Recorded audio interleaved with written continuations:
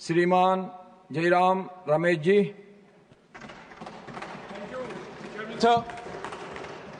Sir, acronym ढूंढ निकालने में, परिवर्णी शब्द ढूंढ निकालने में और इस्तेमाल करने में और बिल को रंगीन नाम देने के लिए मुझे कोई इतराज नहीं है ये स्वीकारने की कि मोदी सरकार का कोई मुकाबला नहीं।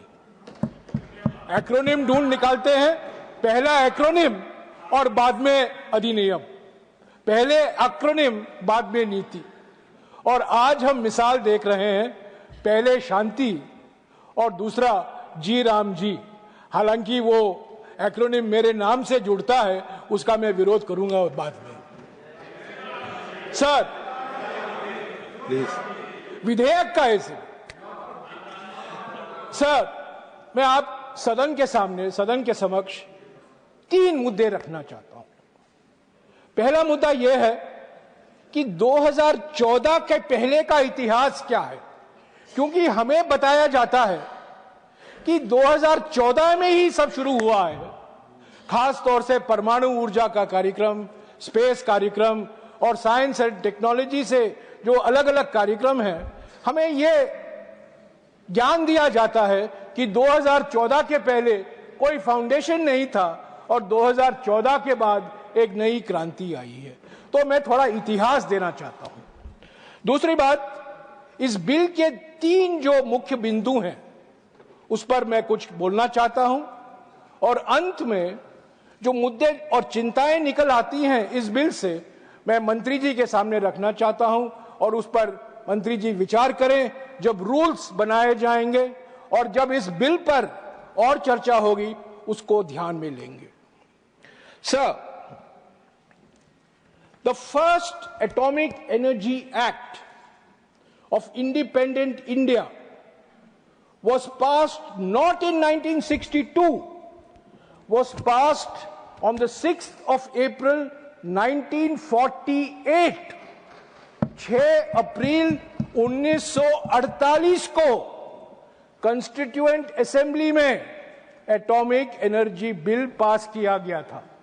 बहस हुई थी, जवाहरलाल नेहरू ने इस मोशन को मूव किया था और 30 या 40 सदस्यों ने इस बहस में भाग ली और 1948 में अगस्त के 6 तारीख को पहला, आता हूं मंत्री जी, मैंने आपको सुना है, आप बैठ जाइए, कृपया बैठ जाइए।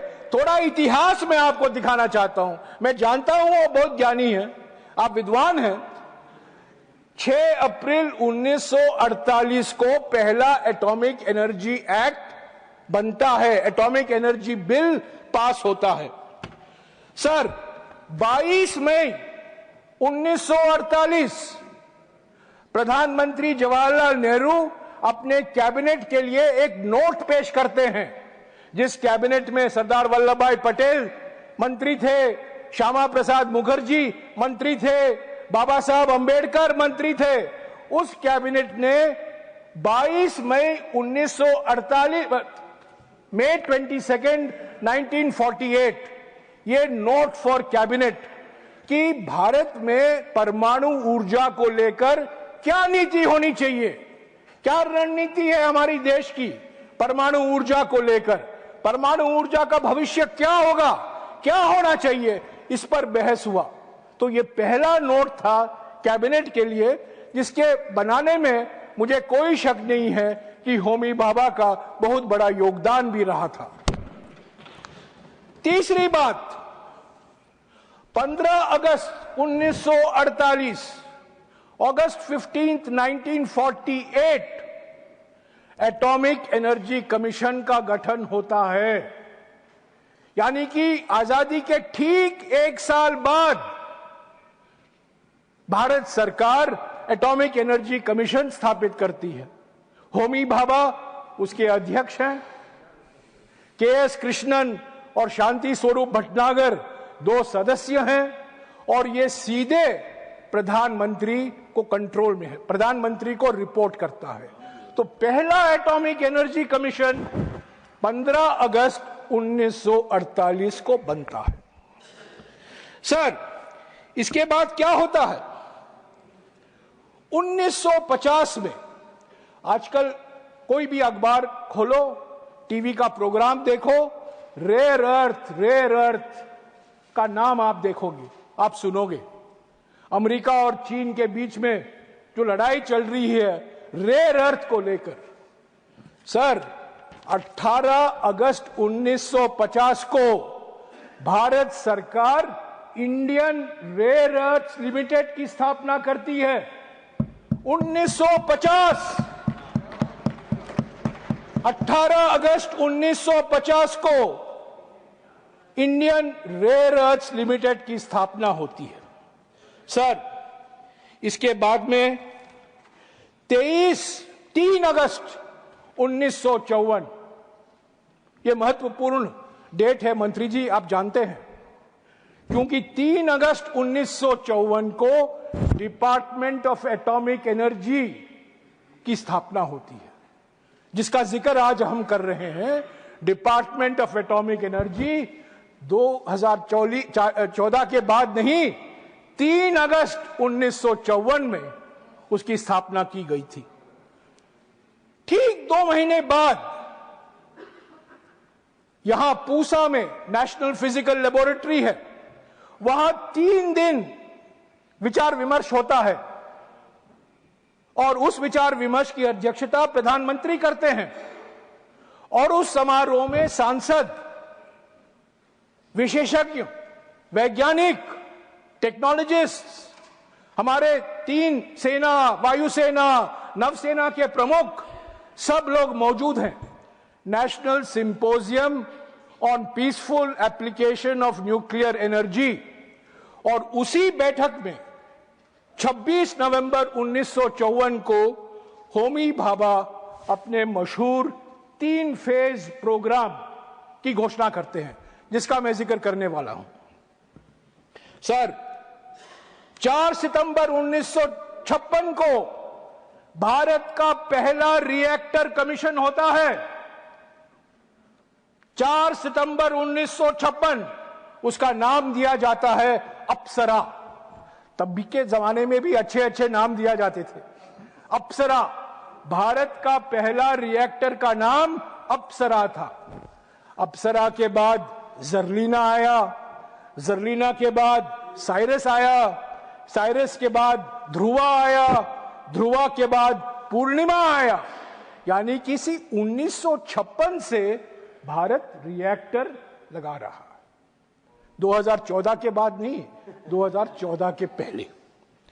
सर, इसके बाद 1958 में, 1958 सितंबर के महीने में एटॉमिक एनर्जी कमीशन विस्तार से पुनर्गठित होता है और उसके बाद परमाणु ऊर्जा का कार्यक्रम शुरू होता है। और हमारे देश का पहला रिएक्टर 28 अक्टूबर 1969 को तारापुर में कमीशन होता है, 160 मेगावाट वाला रिएक्टर। उसके बाद तारापुर के बाद रवाट भाटा राजस्थान में, रवाट भाटा के बाद कल्पाकम चेन्नई के पास, कल्पाकम के बाद नरोरा अलीगढ़ के पास, नरोरा के बाद कैगा जो उडुपी के पास है, उसके बाद गुजरात में ककरापार, उसके बाद में कुडनकुलम जहां रशिया से रिएक्टर लगाए गए हैं। तो मेरा यह कहना है सभापति महोदय कि ये जो परमाणु ऊर्जा का कार्यक्रम है, एक परमाणु पावर प्लांट को 8 साल लगते हैं कमीशन करने में। तो 2014 के पहले हमारे 8 गीगावाट के कैपेसिटी लागू की गई थी इन अलग अलग जगहों में, तारापुर, कैगा, नरोरा, ककरापार, ये रवाट भाटा, अलग अलग जगहों में लगाया गया था। और परमाणु ऊर्जा के बड़े बड़े कदम हमने लिए थे, उपलब्धियां हुई थी। और अब मंत्री जी जानते हैं कि एटॉमिक एनर्जी एस्टैब्लिशमेंट से ही भारत में इलेक्ट्रॉनिक्स की क्रांति शुरू हुई, भारत में स्पेस प्रोग्राम शुरू हुआ, इंजीनियरिंग प्रोग्राम शुरू हुआ। तो ये सब 2014 के पहले की उपलब्धियां हैं। सर, मुझे खुशी है कि अटल बिहारी वाजपेयी जी जब प्रधानमंत्री थे, इस सरकार को सबक सीखना चाहिए अटल बिहारी वाजपेयी जी से।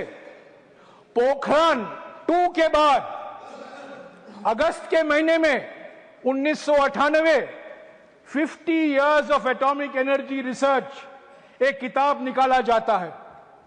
यह कांग्रेस की सरकार के समय में नहीं, ये आप ही के सरकार के समय प्रधानमंत्री अटल बिहारी वाजपेयी इस किताब में स्वीकारते हैं कि 50 साल में महान उपलब्धियां हुई हैं, जिसके वजह से हमें पोखरण 1 और पोखरण 2 हम करने में समर्थ हुए।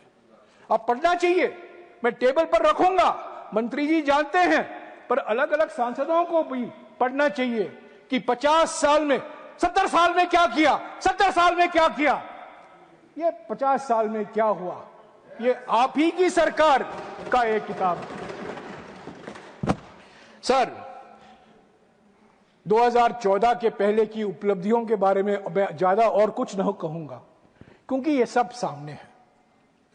रिएक्टर को लेकर, न्यूक्लियर रिसर्च को लेकर, न्यूक्लियर इंफ्रास्ट्रक्चर को लेकर बहुत बड़ी उपलब्धियां हुई हैं। पर एक चीज का मैं जरूर जिक्र करना चाहता हूं। 2008 में भारत और अमेरिका के बीच में एक परमाणु करार हुआ। अक्टूबर 20 को Indo US nuclear agreement. Indo US nuclear agreement का विरोध किसने किया? यह बीजेपी का एक दस्तावेज है। Why BJP opposes Indo-US nuclear deal? यह है, यह बीजेपी 52 पन्ने का यह दस्तावेज है मंत्री जी, बीजेपी का ऑफिशियल डॉक्यूमेंट अगस्त 2008 में। Why BJP is opposing Indo-US nuclear deal? और इसमें कहा जाता है परमाणु ऊर्जा में ज्यादा भविष्य नहीं है, इसीलिए हम इसका विरोध कर रहे हैं, और कई बातें इन्होंने कहा। पर 2008 का जो एग्रीमेंट था, जो समझौता था भारत और अमेरिका के बीच में, कई दरवाजे खोले गए और उसका एक नतीजा ये बिल है। ये बिल संभव हुआ है। इस बिल की कल्पना आप कर पा रहे हैं उस 2008 के करार के कारण, जिसका विरोध आपने किया था। Sir, let me now turn to the bill. There are 3 major elements in the bill. One is private sector participation. Second is nuclear liability, civil liability for nuclear damage. And the third is Atomic Energy Regulatory Board.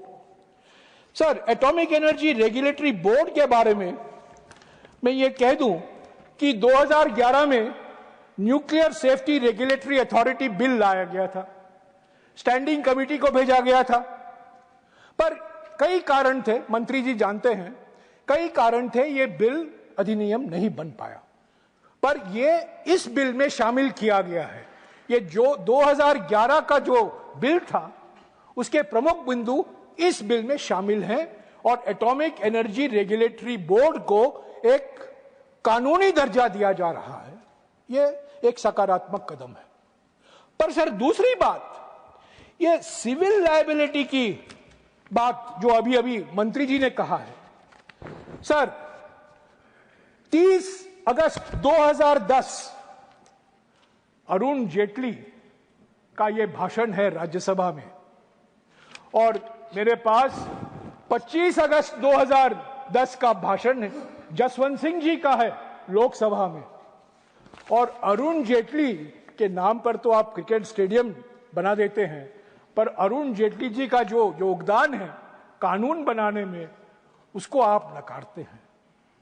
Sir मंत्री जी, जो आपने इस bill में लाया है संशोधन, civil liability for nuclear damage act 2010 का, ये जो जेटली जी ने कहा था और जो जसवंत सिंह जी ने कहा था, उसका बिल्कुल विपरीत है। मैं इसको टेबल करना चाहता हूं, जेटली जी का भाषण सदस्य पढ़ें और जेटली जी कहते हैं कि हमारे सहायता से ही, हमारे सहयोग से ही ये बिल आया है। सर, मुझे कोई इतराज नहीं है ये आपको याद दिलाने में कि 2010 का कानून में बनाने में पृथ्वीराज चौहान जो एमओएस थे पीएमओ में, और अरुण जेटली जी का योगदान था। ये दो लोग मिलकर इस कानून को बनाया जिसका आप संशोधन कर रहे हैं। तो हमें बताइए क्यों आप संशोधन कर रहे हैं? क्यों आप अरुण जेटली का योगदान को नकार रहे हैं? क्यों आप जसवंत सिंह जी को नजरअंदाज कर रहे हैं? कांग्रेस को छोड़िए, आप ही के नेता, आप ही का योगदान, ये 2010 का कानून जिसमें आप संशोधन ला रहे हैं, वो कानून आपका योगदान था मंत्री जी। पर यू टर्न करने में तो आप बहुत माहिर हैं। कई मिसाल हैं, जीएसटी पर यू टर्न, मनरेगा पर यू टर्न, खाद्य सुरक्षा कानून पर U turn, civil liability for nuclear damage act, उस पर भी आप यू टर्न कर रहे हैं। क्यों कर रहे हैं? क्या मजबूरी है? क्या अमेरिका के साथ रिश्ते और मजबूत करने हैं इसीलिए आप कर रहे हैं? क्या प्राइवेट कंपनियां आपको मजबूर कर रहे हैं इसको संशोधन करने में? प्लीज सदन को विश्वास में लीजिए। क्यों 15 साल बाद आप ये संशोधन ला रहे हैं? सर, प्राइवेट सेक्टर तो तीसरा मुद्दा है इस बिल में। मैं कहना चाहता हूं कि मैं मंत्री जी से एक सवाल पूछना चाहता हूं। आपने कहा है विकसित भारत में 100 गीगावाट न्यूक्लियर कैपेसिटी होगा, आज करीब 8 या 9 गीगावाट का है, यानी कि 10 गुना बढ़ेगा। मैं आपसे सवाल पूछना चाहता हूं, आपका नजरिया क्या है? आपका विजन क्या है? इसमें प्राइवेट सेक्टर कितना है और इसमें पब्लिक सेक्टर कितना होगा? और मेरा यह सीधा आरोप है कि यह बिल सिर्फ प्राइवेट सेक्टर कंपनियों के लिए ही है, निजी क्षेत्र का योगदान बढ़ाने के लिए है। तो मंत्री जी, मैं आपसे पूछना चाहता हूं, हमारे देश में क्षमता है, हमने 220 मेगावाट की प्लांट लगाए हैं, 540 मेगावाट का प्लांट लगाया है, ककरापार में हमने 700 मेगावाट का प्लांट लगाया है। मैं आपसे गुजारिश करूंगा 700 मेगावाट प्लांट को एक वर्कहॉर्स बनाइए, और जो रिएक्टर हैं France, America, England, south Korea, अलग अलग देशों से मत लाइए, जो हमारे देश में हम आत्मनिर्भर हैं। 700 मेगावाट का प्लांट हम लगा रहे हैं, गुजरात में लगा हुआ है, प्रधानमंत्री जानते हैं, प्रधानमंत्री वहां गए हुए हैं। उससे आप प्रेरणा लीजिए और स्टैंडर्डाइजेशन कराइए। ये वेंडर ड्रिवन बिल मत कराइए। कंपनियों द्वारा जो बिल आप ला रहे हैं, आपने 3 कानून लाए थे कृषि क्षेत्र में, आपको वापस लेना पड़ा क्योंकि वो भी प्राइवेट सेक्टर से आपको ऑक्सीजन मिल रहा था। इस बिल का वो भविष्य नहीं होना चाहिए। सर, तो इंडिजिनस वर्सेस इंपोर्टेड, हमारे देश में पहला रिएक्टर अमेरिकी सहायता से तो बना तारापुर, उसके बाद में हम आत्मनिर्भर हैं, हम सेल्फ रिलायंट हैं। सारा फ्यूल साइकिल, उसका नियंत्रण हमारे हाथों में है, भारत के हाथों में है, हमारे वैज्ञानिकों के हाथ में है। ये प्राइवेट कंपनियां जो ला रहे हैं, मंत्री जी, प्राइवेट कंपनियों को कहिए आप ये 700 मेगावाट एटॉमिक एनर्जी का प्लांट लीजिए और पावर प्लांट लगाइए। वो क्यों नहीं लगाते? वो फलाना American company, south Korean company, French company पीछे पीछे भागते हैं। तो आप स्टैंडर्डाइज करिए और इंडिजिनस टेक्नोलॉजी को आप बढ़ावा दीजिए। मैं जानता हूं कि आप देना चाहते हैं। 700 मेगावाट को वर्कहॉर्स बनाइए और उसी के आधार पर आप 100 मेगावाट के रास्ते, 100 गीगावाट के रास्ते पर चलिए। सर, दूसरी बात, एसएमआर का मंत्र चलाया जा रहा है। एसएमआर माने स्मॉल मॉड्यूलर रिएक्टर। सर, हमारे देश में तो भारत स्मॉल रिएक्टर है। 220 मेगावाट के करीब 15 या 16 रिएक्टर हमने लगाया है। 20 ऐसे रिएक्टर होंगे, उसको स्टैंडर्डाइज करिए, भारत स्मॉल रिएक्टर लगाइए 220 मेगावाट का, और अगर आप 100 मेगावाट का लगाना चाहते हैं उसी के आधार पर उसका इवोल्यूशन कराइए। वो असली आत्मनिर्भरता है, ट्रू सेल्फ रिलायंस वो है। मैं जानता हूं कि हमारे देश में 3 या प्राइवेट कंपनियां हैं जो फायदा लेंगी इस बिल का, उसका जिक्र मैं नहीं करना चाहता हूं। सब लोग जानते हैं वो 3 या 4 कंपनी कौन है। उन 3 कंपनियों को कहिए मंत्री जी, आप भारत के टेक्नोलॉजी को लगाइए, 700 मेगावाट का टेक्नोलॉजी आप एटॉमिक एनर्जी से लीजिए और प्लांट लगाइए। क्योंकि प्राइवेट सेक्टर को तो आप ला रहे हैं क्योंकि प्राइवेट सेक्टर कैपिटल लाएगा, प्राइवेट सेक्टर टेक्नोलॉजी तो नहीं लाएगा, क्योंकि टेक्नोलॉजी तो एटॉमिक एनर्जी के हाथ में है, ज्ञान तो उनके हाथ में है, क्षमता तो उनके हाथ में है, कुशलता तो उनके हाथ में है। प्राइवेट सेक्टर तो सिर्फ पैसा लाएगा, सिर्फ निवेश करेगा। पर उनको कहिएगा कि अगर आपको प्राइवेट इन्वेस्टमेंट करना है तो ये 700 मेगावाट का प्लांट या 220 मेगावाट का प्लांट आप लगाइए, आप देखिए कितने लोग आएंगे। सर, मैंने 3 फेज कार्यक्रम का उल्लेख किया। होमी भाभा का नजरिया था, और आज हम होमी भाभा को हमें याद करना चाहिए क्योंकि वो निर्माता थे, भीष्म पितामह थे हमारे परमाणु ऊर्जा कार्यक्रम के। होमी भाभा ने कहा था 3 फेज होना चाहिए। पहला फेज यूरेनियम होगा, दूसरा फेज प्लूटोनियम थोरियम होगा, और तीसरा फेज थोरियम यूरेनियम होगा। मैं सरल भाषा में बोल रहा हूं, टेक्निकल भाषा नहीं इस्तेमाल कर रहा हूं, सरल भाषा में बोल रहा हूं। आज फर्स्ट फेज तो हमको मास्टरी मिल गई है, सेकेंड फेज थोड़ा रुका पड़ा हुआ है, कुछ देरी हुआ है, कुछ विलंब हुआ है। मंत्री जी जानते हैं सेकेंड फास्ट ब्रीडर रिएक्टर अभी तक हम कमीशन नहीं कर पाए हैं। पर दुनिया का 1/4 125% थोरियम रिजर्व हमारे देश में है। हम uranium deficit thorium rich country हैं। थोरियम का इस्तेमाल हम कैसे करें? तो मैं मंत्री जी आपके ज्ञान में लाना चाहता हूं, हमारे देश के सबसे जाने माने न्यूक्लियर इंजीनियर अनिल काकोडकर, जो हमारे एटॉमिक एनर्जी के चेयरमैन भी रह चुके हैं, जो आप अच्छी तरह से जानते हैं, उन्होंने 2 लेख लिखा है पिछले कुछ 3-4 महीनों में। मैं आपको दे दूंगा, टेबल पर रखूंगा। और उन्होंने कहा है कि थोरियम का इस्तेमाल हम कैसे करें। थोरियम का इस्तेमाल हम इस विचार के थे कि थोरियम का इस्तेमाल हम सेकंड फेज में करेंगे, उसके बाद हम थर्ड फेज में जाएंगे। पर सेकंड फेज में डिले हो गया है। तो काकोडकर जी का यह मानना है, और इससे डॉक्टर काकोडकर से कोई मुकाबला नहीं कर सकता। उनके पास जो रिएक्टर इंजीनियरिंग की ज्ञान है, मैं समझता हूं कि दुनिया भर में किसी एक व्यक्ति में है, वो डॉक्टर काकोडकर के पास है। और वो कहते हैं कि समय आ गया है कि थोरियम को फर्स्ट फेज में भी हमें इस्तेमाल करना चाहिए, ताकि हम सीधा थर्ड फेज में जाएं, बाईपास करें, लीप फ्रॉग करें थर्ड फेज को। क्योंकि हमारा अंतिम उद्देश्य क्या है, हमारा अंतिम मकसद क्या है? हमारा अंतिम मकसद है हमारे देश के थोरियम का इस्तेमाल करना, यूरेनियम का नहीं। यूरेनियम का तो हम हमेशा आयात करते रहेंगे।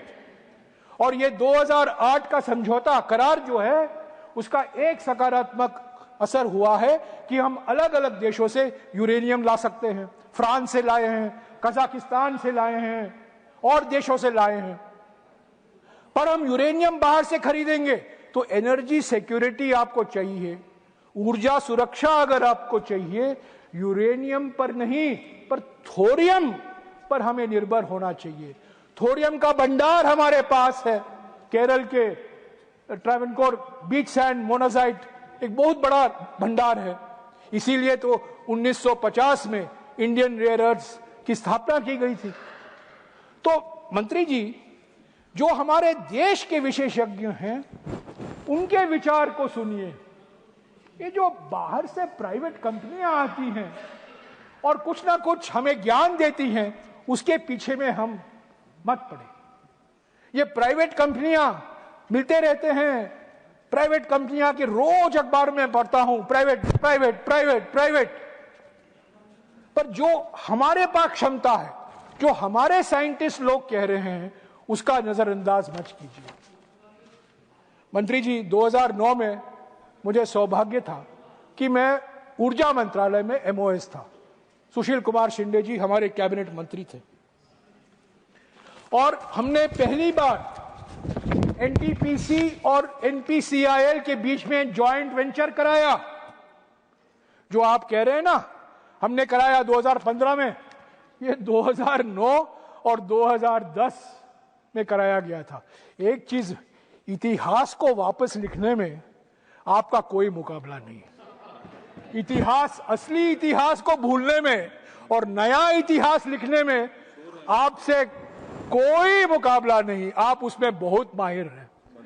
तो मंत्री जी, 2010 में एनटीपीसी और एनपीसीआईएल के बीच में जॉइंट वेंचर हुआ था। ऐसे जॉइंट वेंचर को प्रोत्साहन दीजिए, अलग अलग कंपनियों को प्रोत्साहन दीजिए और अलग अलग कंपनियों को यह कहें कि अगर आपको न्यूक्लियर प्लांट लगाना है, हमारे देश के लिए न्यूक्लियर एनर्जी जरूरी है, तो हमारे टेक्नोलॉजी के आधार पर ही लगाइए। ऐसे तो कुडनकुलम में 6 रिएक्टर, रशियन रिएक्टर लग रहे हैं, वो ठीक है, वो निर्णय ले गया, हुआ था जो हुआ है। पर आगे में ऐसा नहीं होना चाहिए कि हम सिर्फ इंपोर्ट पर डिपेंडेंट हों। हमारे क्षमता पर हमें हमारी रिएक्टर लगने हैं। आज भी मंत्री जी, मैं आपको याद दिलाना चाहता हूं, फ्रांस में सारा न्यूक्लियर रिएक्टर गवर्नमेंट कंट्रोल का है और फ्रांस में 70% बिजली न्यूक्लियर एनर्जी से आता है।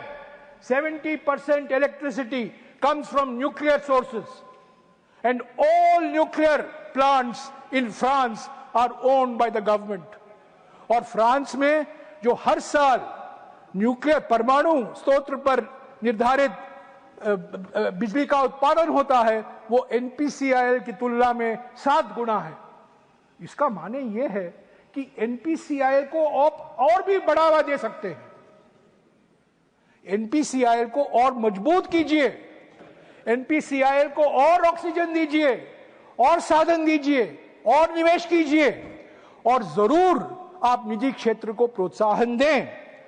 पर काकोडकर साहब ने क्या लिखा है अपने लेख में, उन्होंने एक लेख में उन्होंने साफ लिखा है कि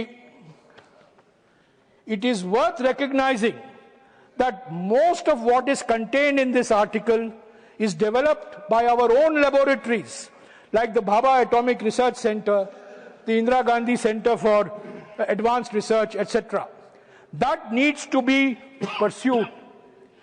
The private sector, while it needs to be mobilized to scale up the program, should play a secondary role.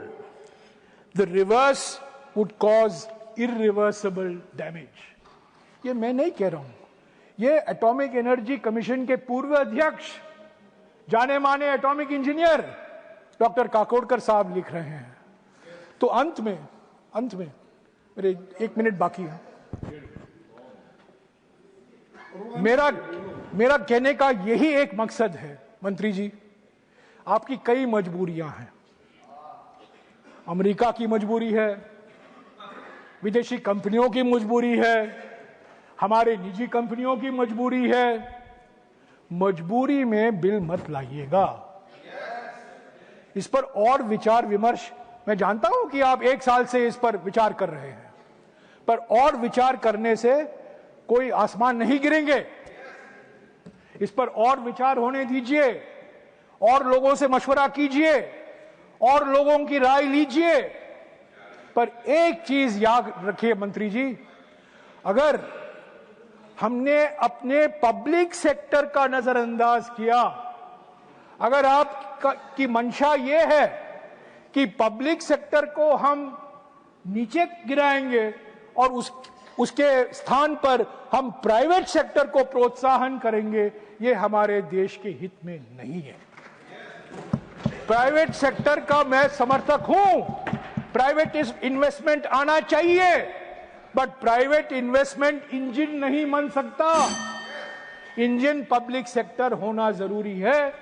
अगर आपने प्राइवेट सेक्टर को बनाया तो मैं समझता हूं जो विजन था होमी भाभा का, जो विजन था सभी विशेषज्ञों का, उसका आप बुरी तरीके से नजरअंदाज कर रहे हो। अंत में मैं कहूंगा, इस मौका मैं छोड़ना नहीं चाहता हूं अध्यक्ष महोदय, क्योंकि हमारे एटॉमिक एनर्जी कार्यक्रम में कई लोगों का योगदान रहा है, कई लोगों का, और मैं कुछ नाम लेना चाहता हूं क्योंकि हम ऐसे नामों को भूल जाते हैं। जवाहरलाल नेहरू और होमी भाभा और विक्रम साराभाई को तो जानते हैं, Raja Ramanna, Homi Sethna, N B. Prasad, M R. Srinivasan, A K. Ganguly, R K. Asundi, V D. Athavale, Jagdish Shankar, D N. Wadia और सबसे महत्वपूर्ण ब्रह्म प्रकाश, जिसका मैंने जिक्र इसरो के समय में मैंने किया था जब चंद्रयान पर बातचीत हो रही थी कि ब्रह्म प्रकाश हमारे एकमात्र ऐसे मेटलर्जिकल इंजीनियर थे जिन्होंने इसरो में भी योगदान दिया है और एटॉमिक एनर्जी में भी योगदान दिया है। तो ऐसे वैज्ञानिकों को हम याद रखें।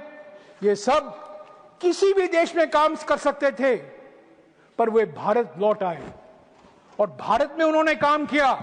Thank you. पब्लिक सेक्टर में काम किया, सरकारी सैलरी पे काम किया और उसको प्रोत्साहन जवाहरलाल नेहरू से लेकर सभी प्रधानमंत्रियों ने। Thank you.